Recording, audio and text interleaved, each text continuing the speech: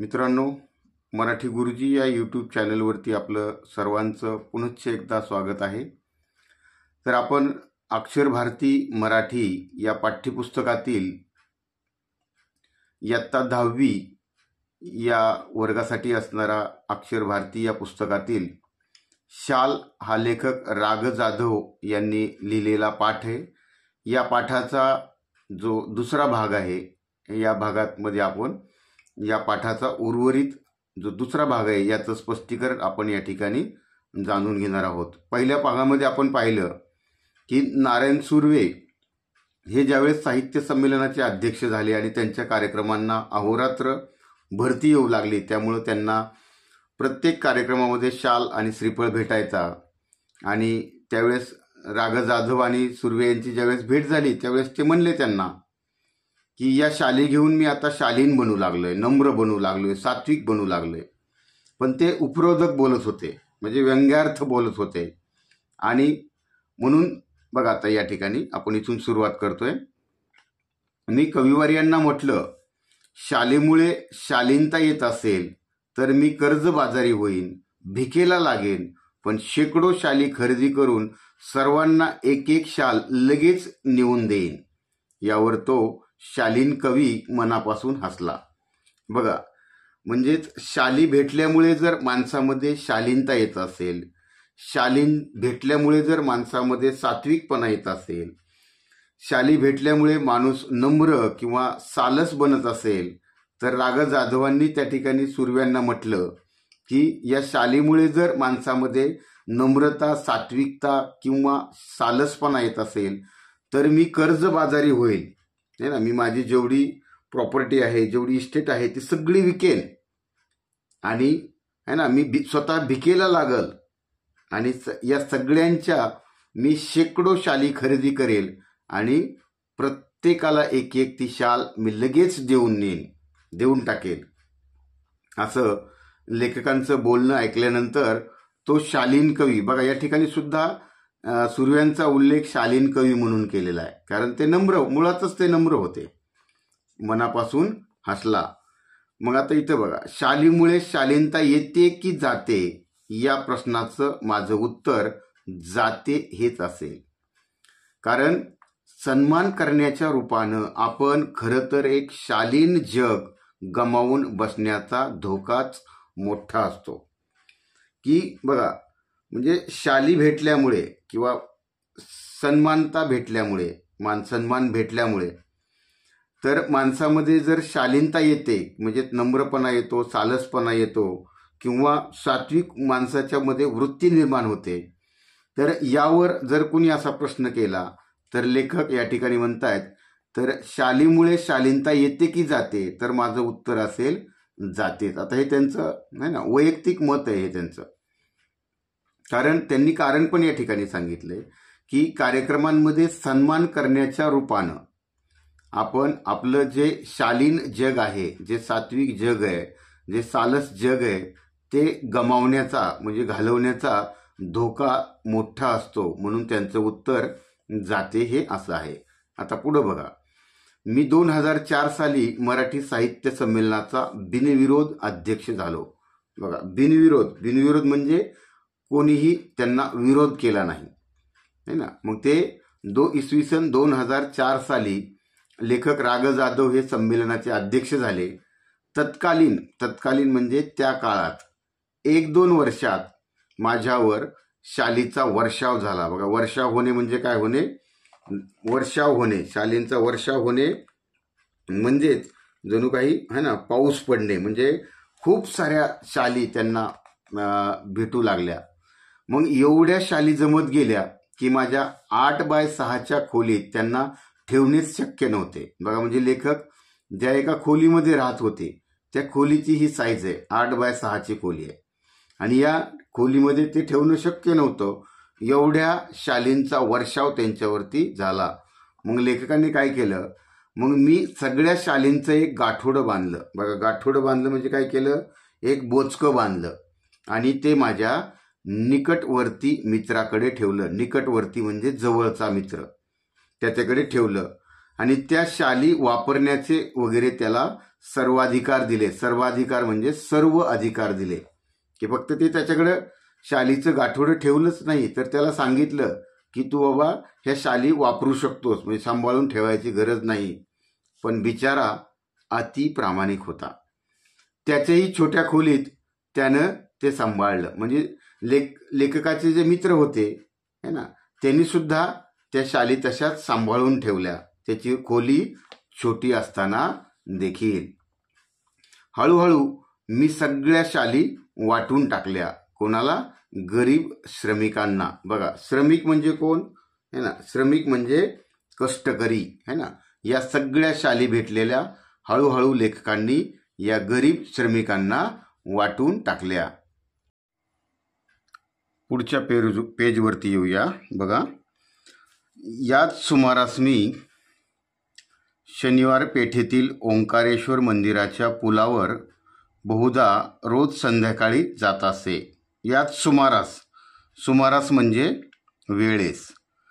तर लेखक म्हणतात की मी शनिवार पेठ जी आहे, तर शनिवार पेठ हे काय आहे, तर शनिवार पेठ हा एक पुण्यातील एक भाग आहे, एक परिसर आहे. आणि याच शनिवार पेठेच्या जवळ असणाऱ्या ओंकारेश्वर मंदिराच्या पुलावरती बहुधा म्हणजे बऱ्याच वेळा रोज संध्याकाळी जात असे.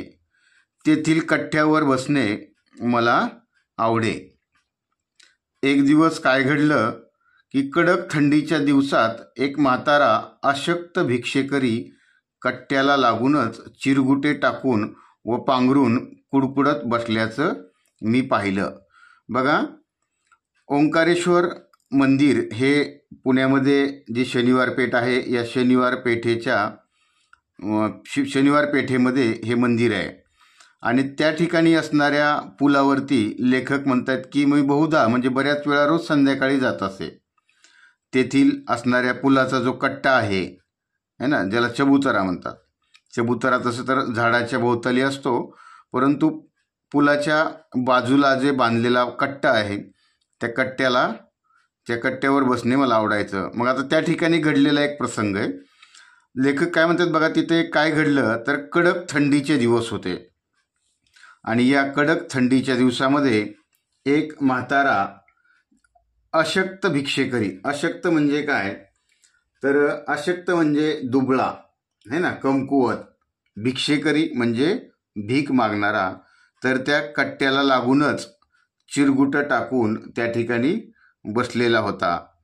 आणि ते चिरगुटं खाली बसण्यासाठी टाकली होती आणि तीच चिरगुटं त्यातला काही भाग त्यानं पांघरला होता. आता हे चिरगुटं म्हणजे काय, चिरगुटं म्हणजे तर फाटलेल्या कापडाच्या ज्या चिंध्या आहेत त्याला चिरगुटं असं म्हणतात. तर हे पांघरली होती, तीच काही चिरगुटाचा भाग खाली अंथरला होता आणि त्या ठिकाणी थंडीच्या दिवसामध्ये तो त्या ठिकाणी कुडकुडत बसला होता, म्हणजे त्याला थंडी वाजत होती.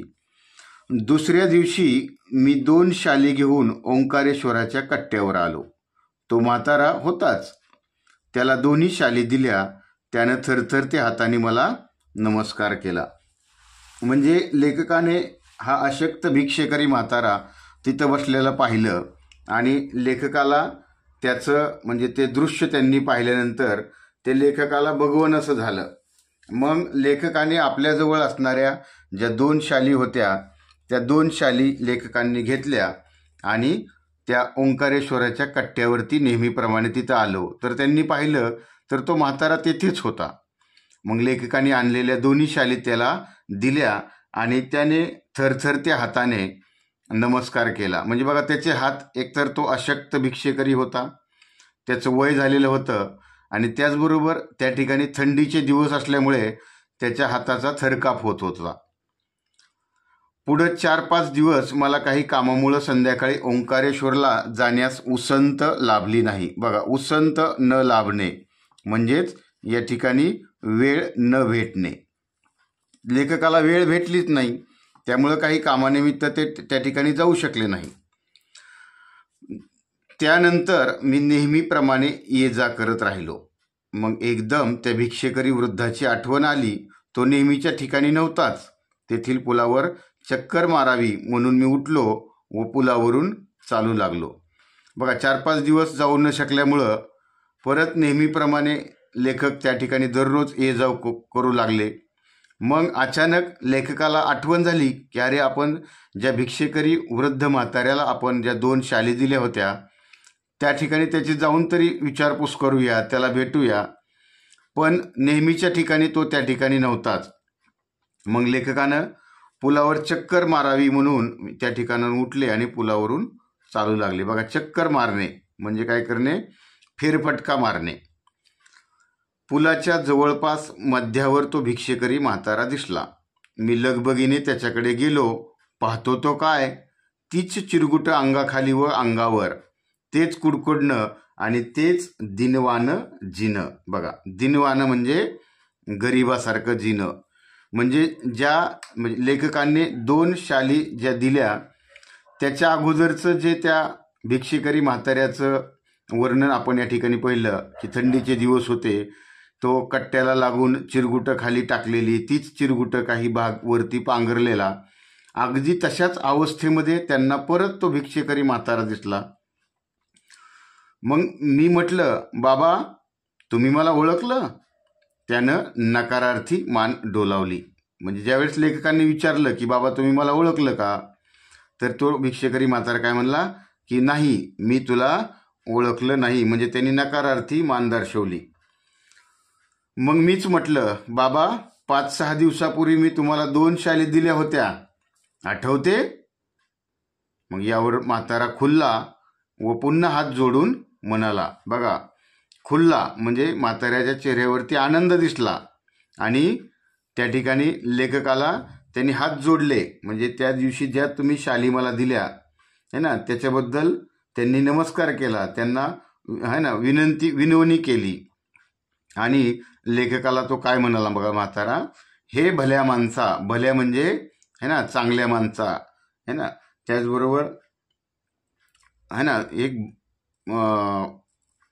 तू मला शाली दिलेल्या होत्या म्हणून त्यानं भल्या माणसा म्हटले, चांगल्या माणसा. तू लई मोठा, मॅसनी शाली दिल्या. बघा, मॅसनी म्हणजे मला तू शाली दिल्या, पण बाबा म्या भिकाऱ्याला शाली कशा शोभतील?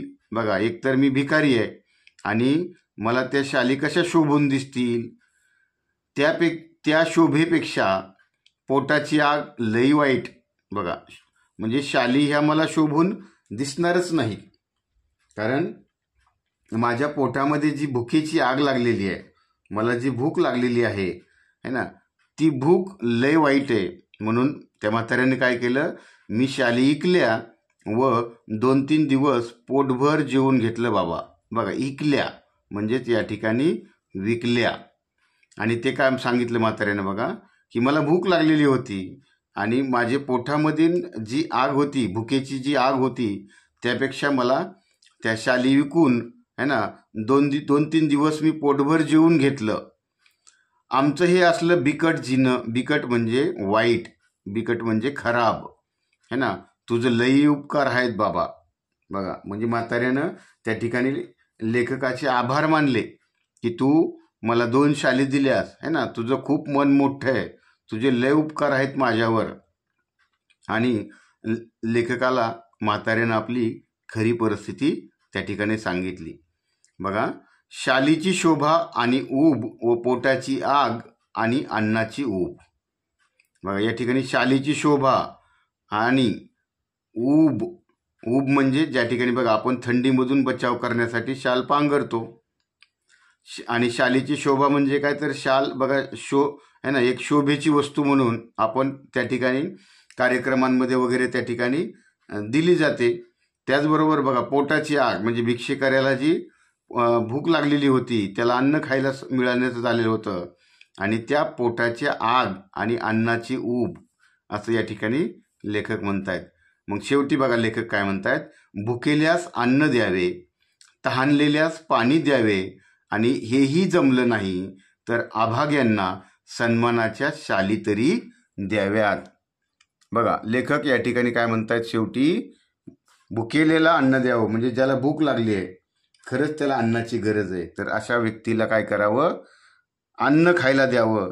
जो तहानलेला असेल त्याला पाणी द्यावं, आणि तुम्हाला म्हणजे अन्न देता आलं नाही, तुम्हाला जर म्हणजे भुकेल्यास अन्न देता आलं नाही, तहानलेल्याला पाणी देता आलं नाही, या जर गोष्टी आपल्याला नाही जमल्या तर अभाग्यांना सन्मानाच्या शाली तरी द्यावात. बघा, अभागी म्हणजे काय म्हणायचं त्याला? अभागी म्हणजे कमनशिबी, अभागी म्हणजे दुर्दैवी, अभागी म्हणजे दुर्भागी. तरी अशा व्यक्तींना, जे कमनशिबी आहेत, जे दुर्भागी आहेत, जे दुर्दैवी आहेत, अशा व्यक्तींना कमीत कमी सन्मानाच्या शाली तरी द्याव्यात, असं या ठिकाणी लेखक म्हणत आहेत. बघा, अशा प्रकारे मित्रांनो लेखक राग जाधव यांनी शालीभोवती त्यांच्या असलेल्या आठवणी या प्रस्तुत पाठामधून व्यक्त केलेल्या आहेत. मित्रांनो, है ना, व्हिडिओ कसा वाटला निश्चित कमेंट करून सांगा, लाईक करा आणि सबस्क्राईब करायला मात्र विसरू नका, कारण तुमचा असाच जर प्रतिसाद भेटत गेला तर आणखीन नवनवीन व्हिडिओ चांगल्या पद्धतीनं बनवले जातील. धन्यवाद.